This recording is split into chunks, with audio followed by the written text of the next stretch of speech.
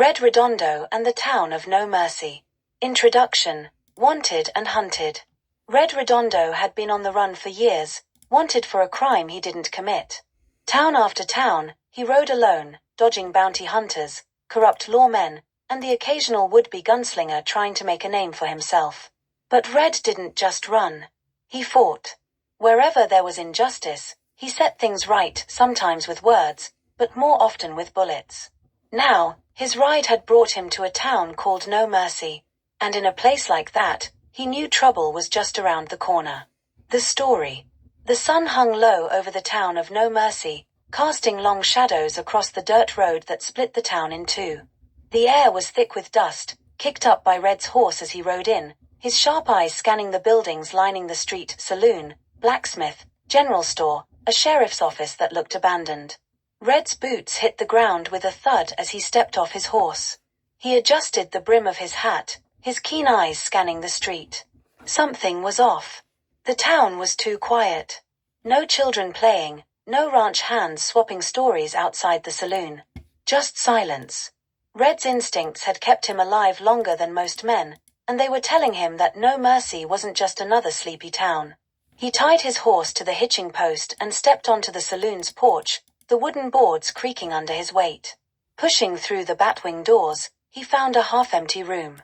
A few dusty men sat hunched over drinks, their eyes flicking toward him before quickly looking away.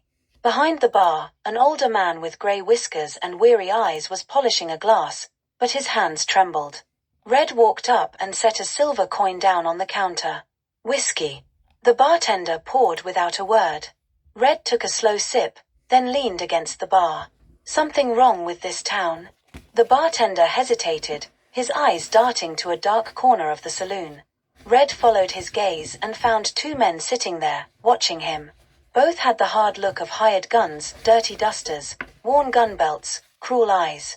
One of them sneered. "Stranger, you ask too many questions." Red set his glass down, locking eyes with the man. "Maybe you ain't got enough answers." The room tensed.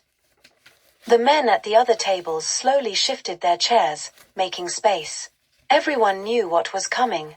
The man in the corner smirked, pushing his chair back as he stood. His right hand hovered over his gun. "You got no idea what kind of trouble you're in." Red didn't move. "You gonna draw, or just talk me to death?"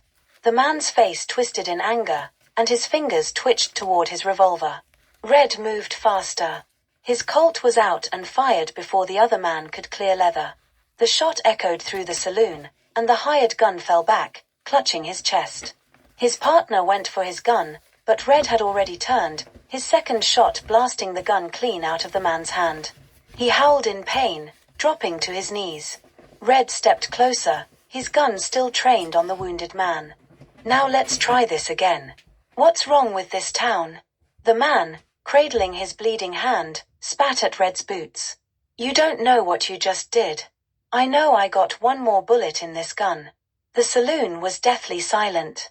The bartender swallowed hard, then finally spoke. "It's the Claiborne gang. They run this town.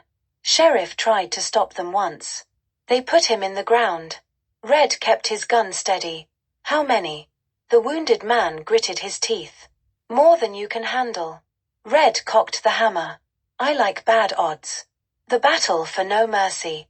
It didn't take long for the rest of the Claiborne gang to show up. Within minutes, riders thundered into town, armed to the teeth. Red stood in the middle of the street, his coat billowing in the hot wind.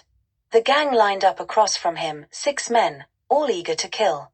A tall man with a scar down his cheek, clearly the leader, stepped forward. "You're either stupid or dead already, cowboy." Red didn't answer. He just unfastened the button on his holster. The leader grinned. "All right, boys. Kill him." They went for their guns. Red moved like lightning. His first shot took down the leader, a bullet straight to the heart. Then he pivoted, firing twice more. 2 more men dropped before they could fire a single shot. The last 3 managed to pull the triggers, but Red was already moving, dodging behind a barrel. A bullet grazed his arm, but he ignored the pain, popping up and firing again. Another outlaw fell. The last 2 tried to run. Red took careful aim and shot them both in the legs. The street was silent.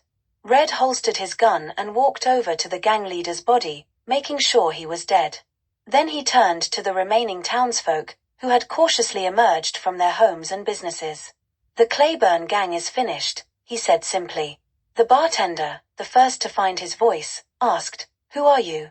Red tipped his hat. "Just passing through." Then he untied his horse, mounted up, and rode out of No Mercy before the law or the next group of killers could catch up.